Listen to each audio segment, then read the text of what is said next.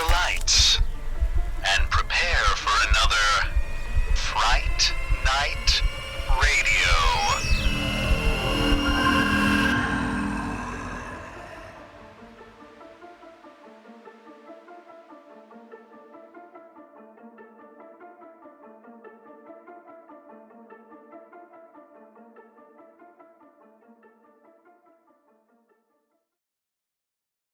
Soft clay.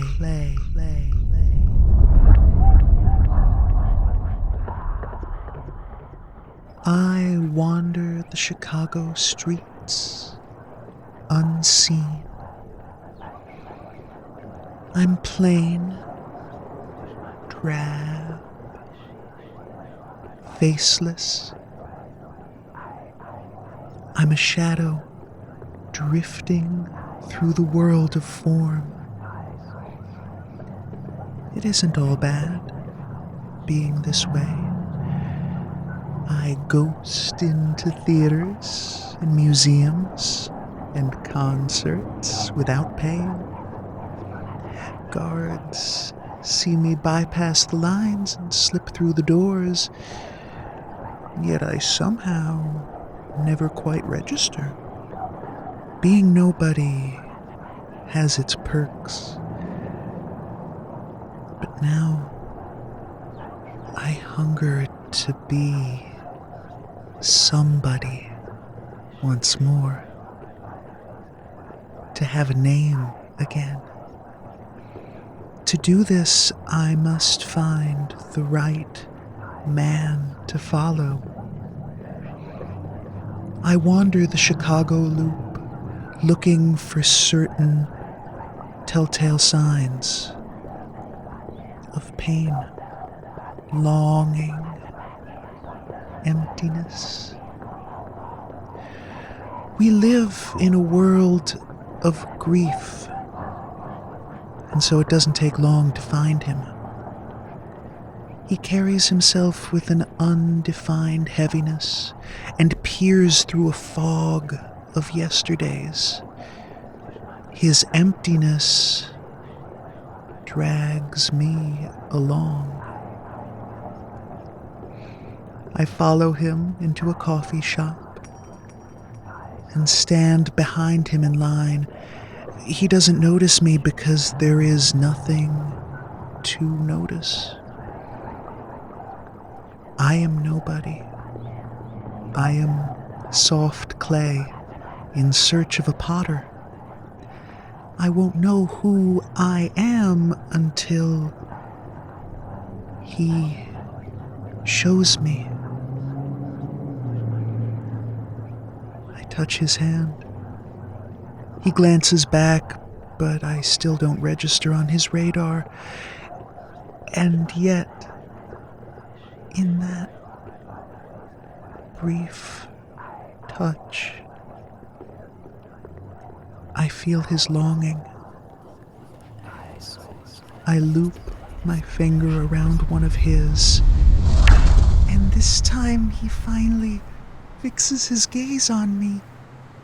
I peer up at him, only now I have a freckled face with a cute nose, framed with auburn hair.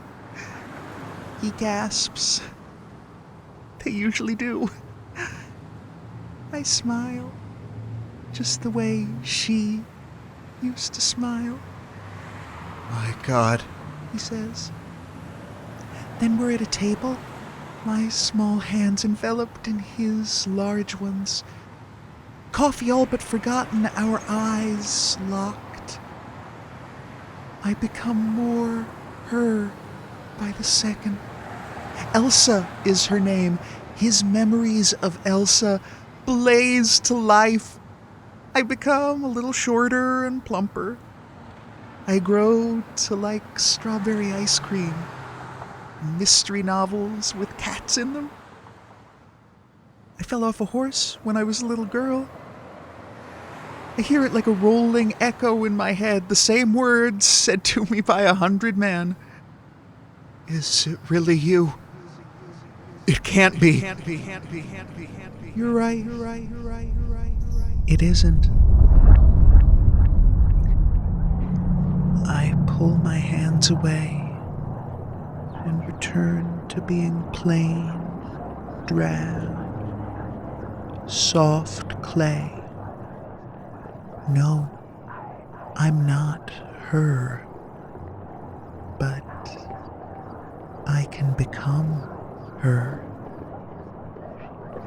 He glances about, like they all do, and I know what he's thinking. Are there hidden cameras? Is this some reality TV show, a prank, a sick joke? I take his hands and become her once again. Even more so this time, and his doubts vanish. He is hooked. We talk, we make a deal. Money is passed from him to me. I don't tell him the truth. That I need to become Elsa as much as he needs me to be her. We go to his Michigan Avenue hotel room and sit on the queen-size bed. We hold hands and I swim in his memories. I say, "Tell me about her." "We were in love, but never got married. Then she died. It was so sudden. I married someone else, but..." He stops. "But your wife can never know how much you miss her." "God, no." We're quiet for a long time. Then he speaks again, only this time he isn't talking about her, but to her, to me, to Elsa. "I've missed you so fucking much. All the stupid, silly little things you did. You would piss me off sometimes because there was that crazy energy between us. And the way you laughed, you know what I used to say about you? That you were one half sweetheart and one half lunatic.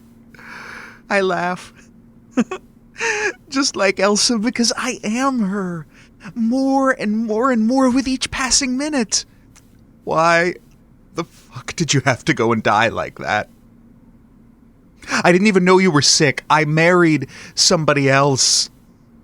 You never knew her. I go away on business like now.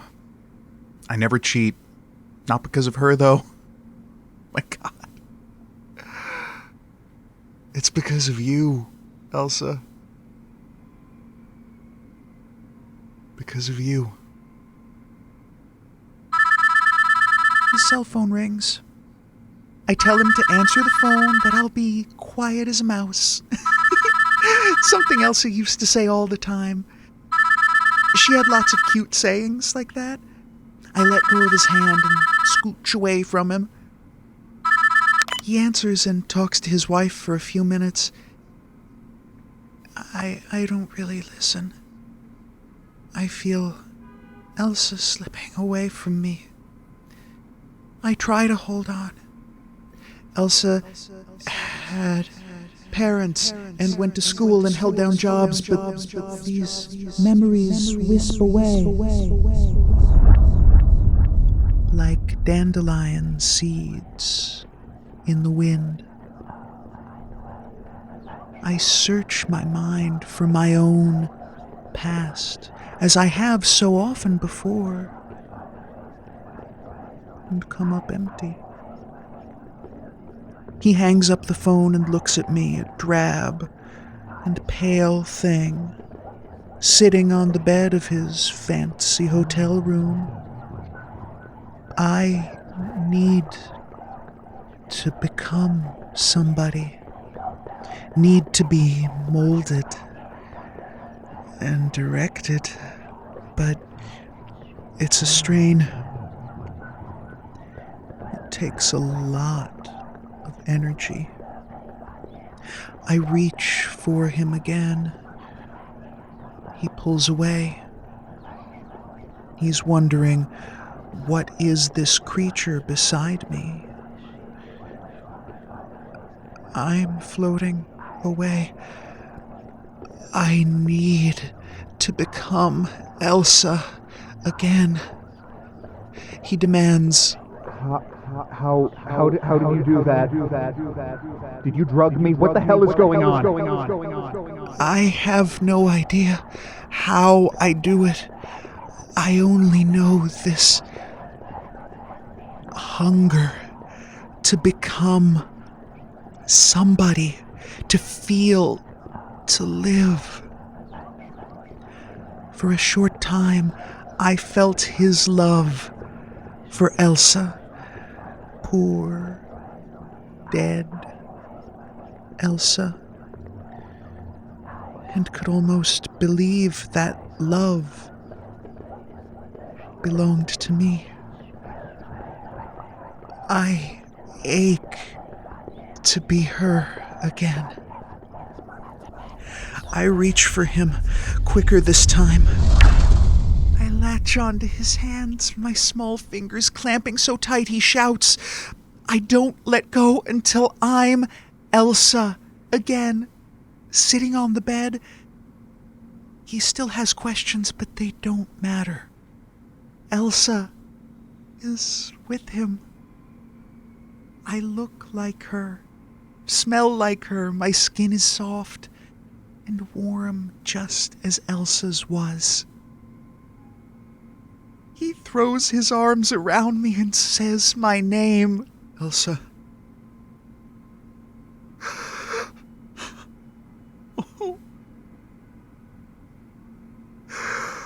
Oh, Elsa. We talk. We embrace. We order room service. We make love. We talk deep into the night and fall asleep in each other's arms, with him still murmuring my name over and over. Elsa. Elsa. Elsa.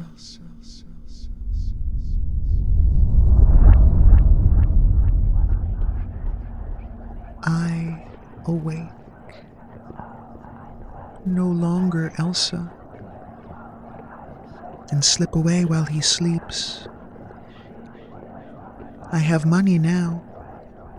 I leave this fancy hotel and check into a cheap dive. One of those transients welcome places where I don't have to show ID. I get my key and go upstairs. I enjoyed being Elsa, but the strain has been great. I sleep for a long time. Sometimes I'm the one who got away. Other times I'm the childhood sweetheart, or the dearly departed. I sift through the remnants of other people's memories. I think about the names I had. The memories and the names fade because they don't belong to me. They're merely heirlooms I borrow. I have no name of my own. Not that anyone ever asks. After some time in the cheap hotel, I emerge and walk through the loop once again. I'm merely wandering, not yet looking for somebody new to follow. Being Elsa was nice. The warm glow of her energy has stayed with me.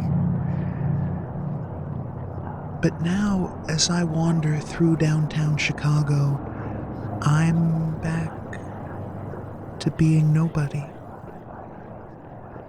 It seems like it has always been this way.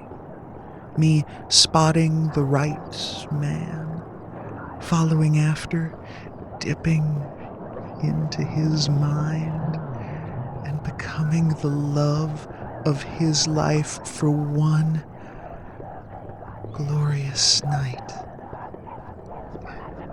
It feels like I was made for this. I go to a bagel shop. It always surprises people when I talk to them. The young lady behind the counter punches my order into her machine. She looks so confused, wondering why this drab, formless shape is talking to her.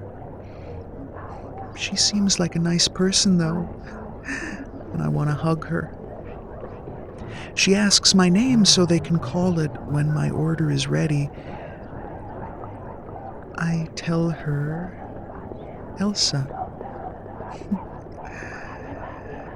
I feel like a thief stealing Elsa's name like this, but it's so delicious. I have a name. When the order is ready, the girl calls my stolen identity, Elsa. Elsa. I get my food and say, "Awesome sauce." Because that's another cute thing Elsa used to say. But Elsa is a faded memory. When I sit down, a man looks my way. He's somebody I've seen before. Something stirs inside me.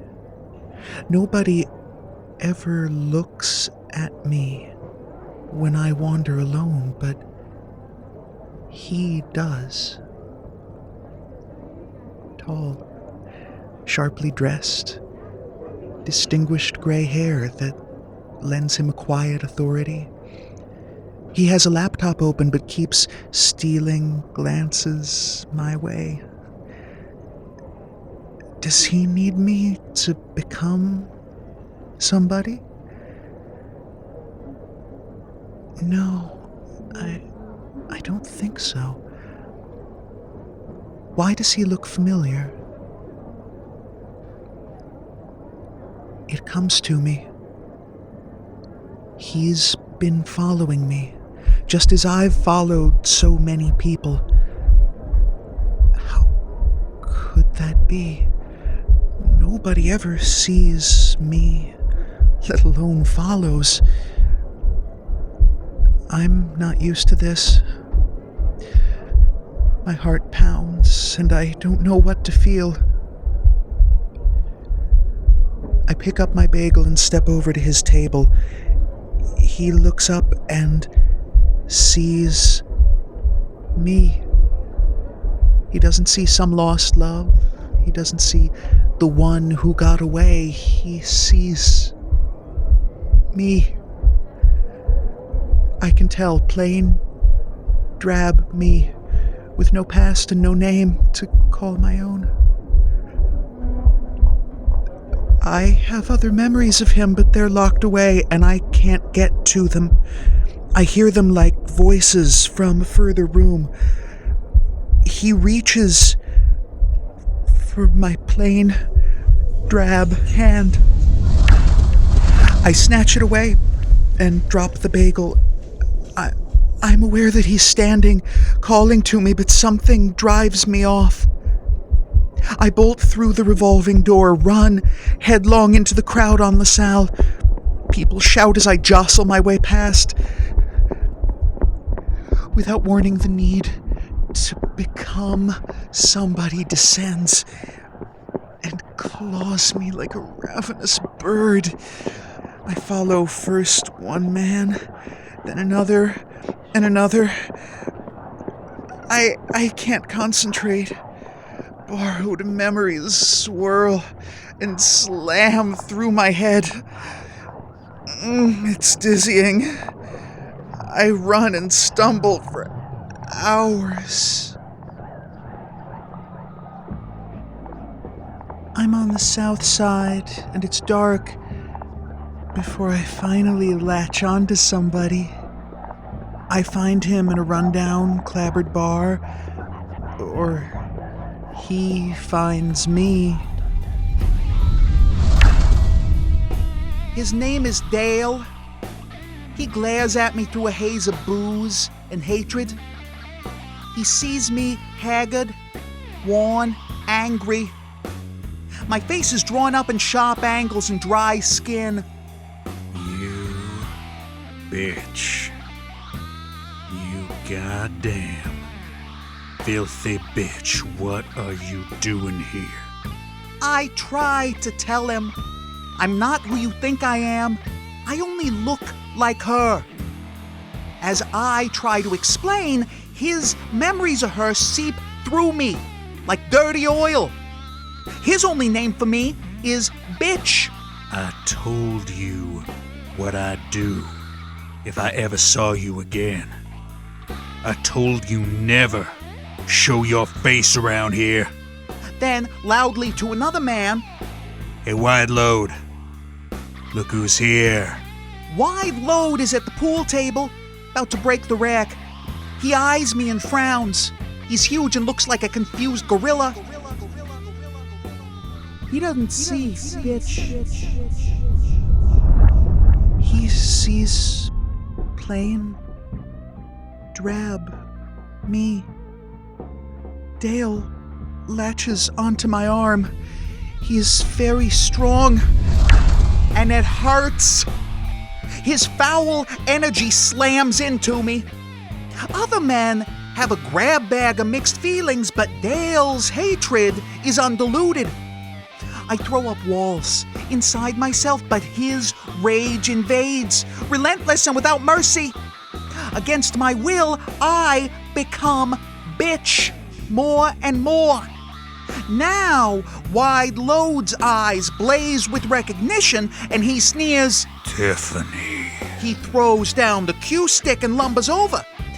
He slides one fat, puffy hand over my face. His memories of Tiffany crawl inside my head like spiders. I cry out, and both men laugh. Somebody chucks quarters in the jukebox, music blares. I scream for help, but nobody gives a shit. This has never happened before. Two men seeing me as the same woman at the same time. I become a compound of their memories of this woman. My name is bitch. My name is Tiffany. I have a thing for Vicodin and alcohol and rough sex and any other distraction the world can throw at me.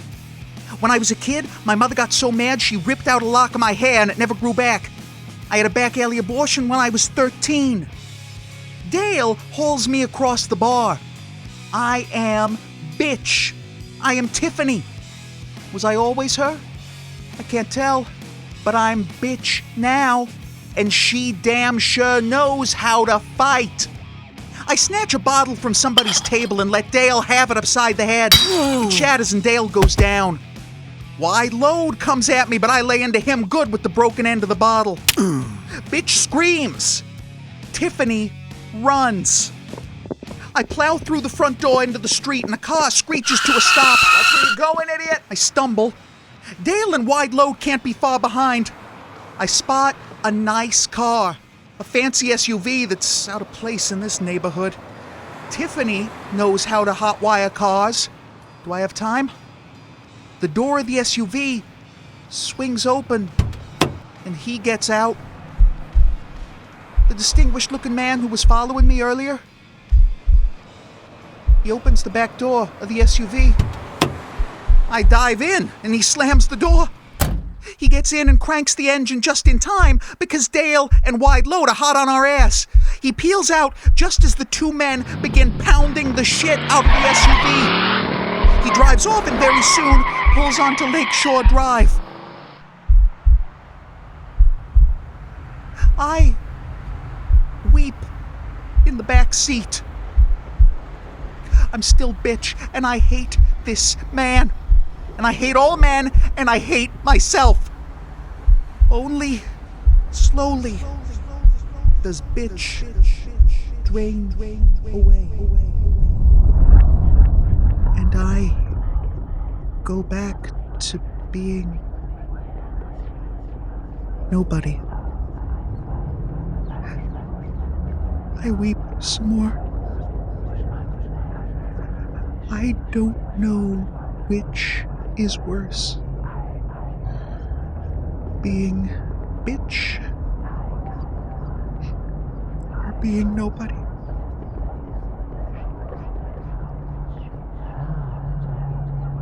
He drives for a long time, not saying a word. He lets me cry it out. Eventually, he pulls into a lot and parks. He turns and looks over the front seat. He sees me. I can tell he doesn't see Elsa or Bitch or Tiffany or anyone else. He sees me. I ask, "Who are you?" I look at him.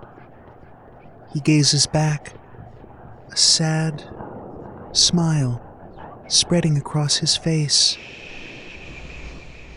My name is Wolfgang Boulanger. I am your father. I tell him I have no father or mother. I had no childhood. I never fell off a horse when I was a little girl.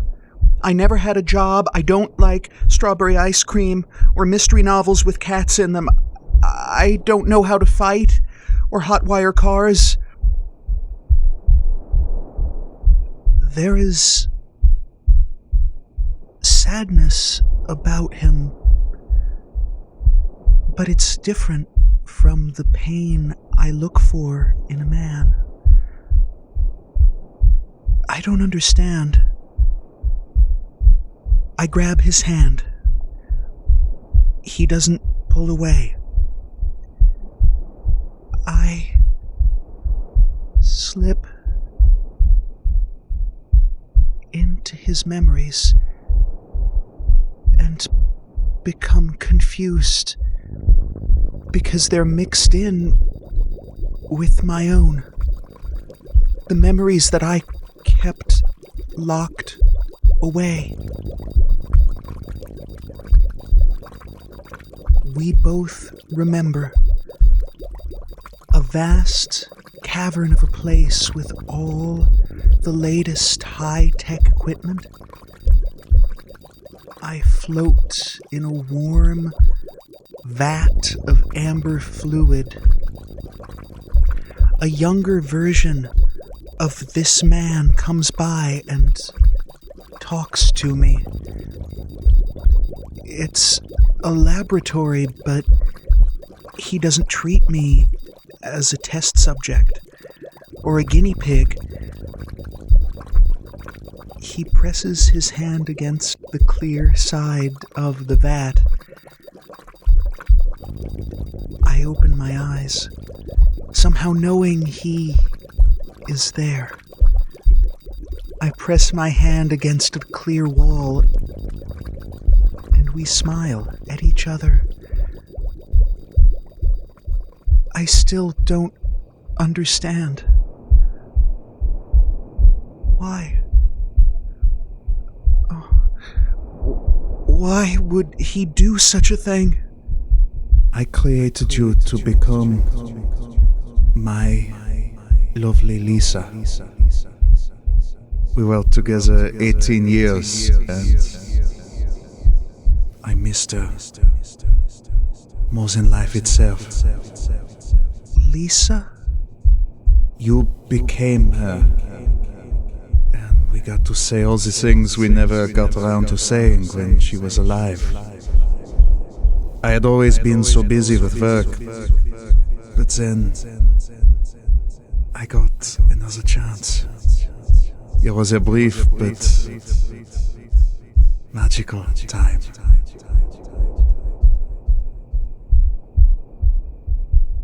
We sit, all quiet. The windows fog up. Eventually, he speaks again. I still love her and miss her and think about her.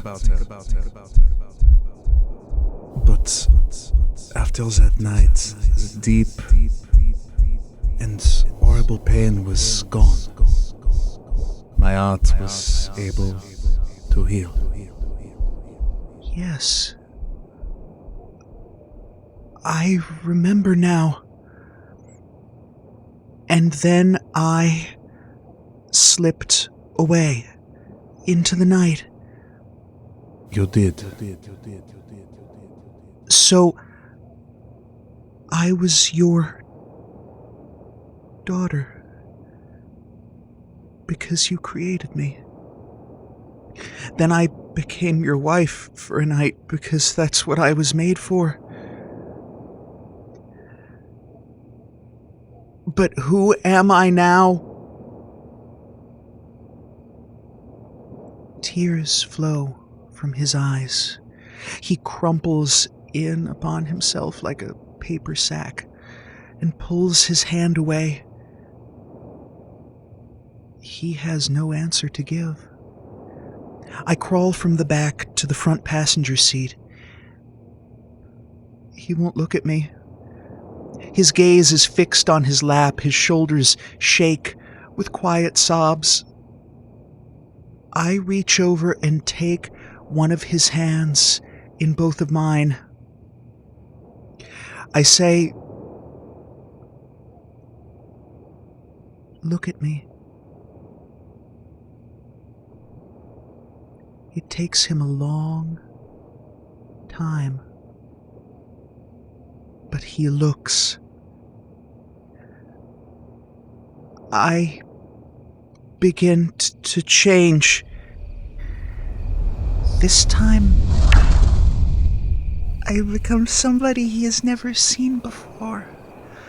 But our minds are joined, and so he knows who it is. Isabel? My God, this can't be. It's you. Isabel. His wife lost her in the first trimester. That was 9 years ago. I feel myself shrinking down to child size. I giggle, my voice airy and carefree. "Hi, Daddy." What I've done, what I made of you, it was a sin. I created you for my own selfish ends. I pull his head onto my tiny shoulders and let him weep. I tell him everything is okay. I don't need to know who I am. I don't need a horse, or strawberry ice cream, or mystery novels with cats in them. I have everything I need. I have a father who loves me. I have a name. My name is Isabel.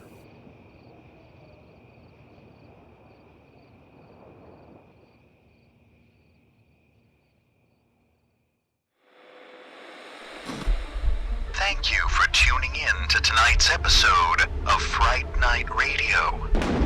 If you enjoyed our story, please give us a thumbs up. And be sure to subscribe to our channel so you enjoy a frightful new tale every Friday night. Pleasant dreams.